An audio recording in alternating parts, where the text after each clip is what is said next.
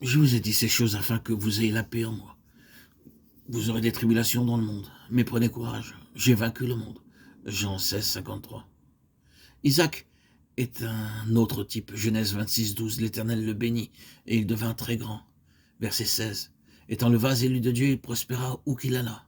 Alors tous les hommes du pays devinrent jaloux et dirent, va-t'en. Dieu lui dit d'aller dans un lieu nouveau. Là encore, Isaac prospéra et devint très grand. Là encore, les hommes lui portèrent envie. Mais il continua à se déplacer sous la conduite de Dieu jusqu'à ce qu'il arrivât dans un lieu nommé Beersheba, une bien meilleure place. Dieu était avec lui, parce qu'il refusa d'être entraîné dans la lutte, la haine et l'inimitié.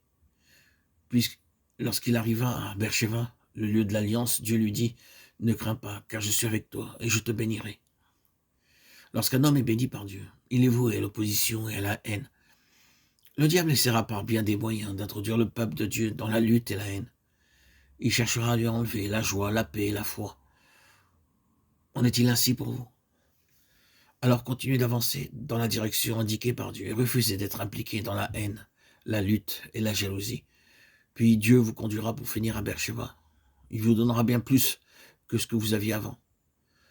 Notre Seigneur dit dans Jean 16, 20 et 22, « Votre tristesse se changera en joie, et nul ne vous ravira votre joie. » Refusez d'être entraîné dans les querelles, la haine et la jalousie. Tel le message d'Isaac. Car nous n'avons pas à lutter contre la chair et le sang, mais contre les dominations, contre les autorités, contre les princes de ce monde, de ténèbres.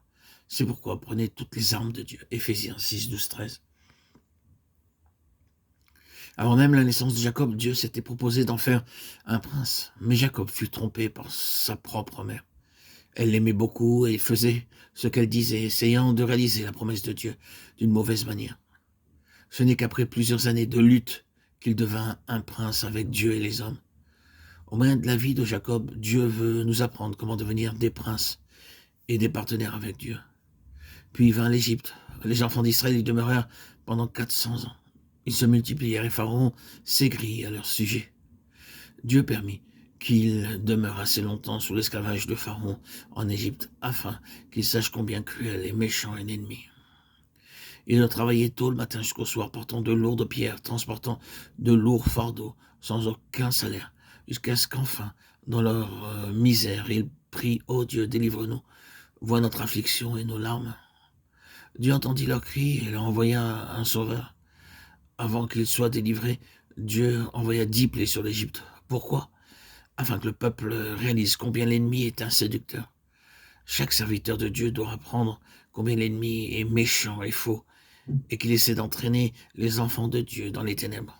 Lorsque le serviteur de Dieu oublie la puissance de la domination de Satan et des ténèbres, il devient esclave.